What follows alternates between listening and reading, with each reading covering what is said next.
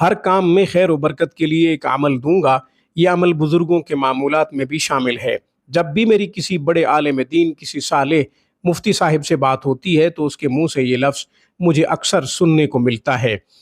یہ لفظ جو بھی بار بار کہتا ہے، ہر جگہ پہ کامیابی ملتی ہے، ہر کام میں خیر و برکت ہوتی ہے۔ مٹی کو بھی ہاتھ لگائیں گے تو سونا بنتا چلا جائے گا۔ یہ عمل آپ پیتے ہوئے، کھاتے ہوئے، اٹھتے بیٹھتے یہ عمل آپ نے کرنا ہے۔ عمل کیا ہے؟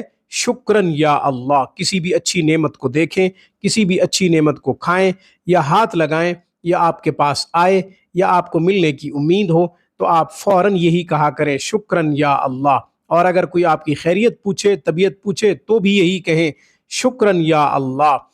بار بار کہیں، وقفے وقفے سے کہیں، ہر لمحہ کہیں، شکرن یا اللہ۔ کامیاب ہوتے چلے جاؤ گے، کیونکہ ارشاد ربانی ہے، لَإِن شَكَرْتُمْ لَأَزِيدَنَّكُمْ۔